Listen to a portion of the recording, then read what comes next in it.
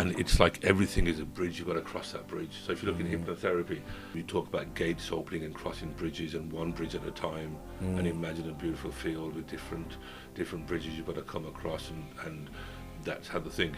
The whole of life is up and down. You know, you can go from a hero to zero. I mean, look at your famous spasm. Yeah.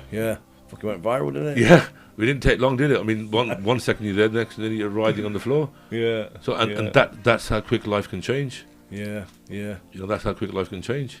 Yeah. It's so, you know, but what could you do? You could have bitched about on the floor and still be bitching about it now. Yeah. Next time, maybe take some, you know, make some intervention so that doesn't minimise the chance of it, and you carry on, don't you? This is with everybody. You get massive setbacks. Yeah, no, it's true. And also, you know, when you look at things like that, there's so many things in life that can, I just call them noise, because it's just noise, isn't it? Like, there's so many noises that can attract you that direction, but actually you got to remember the way you're going, and you got to continue your path regardless. Yeah, I mean, look, there is, for me, and I'll say this to my kids as well, is that there's only one path, right? All this stuff about you have options and develop yourself and, you know, enjoy yourself. And they said, no, it doesn't work that way. You know, you've got to cross that bridge. However you cross it doesn't matter. Do it legally, without fucking anyone over, and go across it. Right, because otherwise you'll sit on the side and everybody else will go across it. No one's going to, you know, unfortunately. No one's going to hold your hand and walk with you. Not anymore. No one's going to carry you across that bridge. If you if you're lucky enough to find that, that's a blessing for you. I always say this thing, and a lot of people say I'm wrong for saying it, but I'll still continue saying it because I'm right in my eyes. But nobody cares.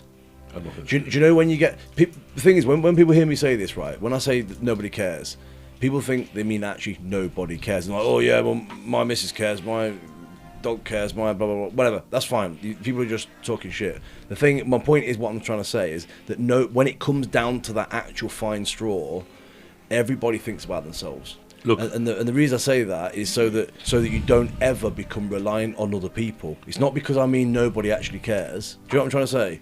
It's the fact that if you become reliant on other people, then you'll always think that someone will help you I'll tell you this, over the bridge. I've worked with disability, MS, strokes for a long time.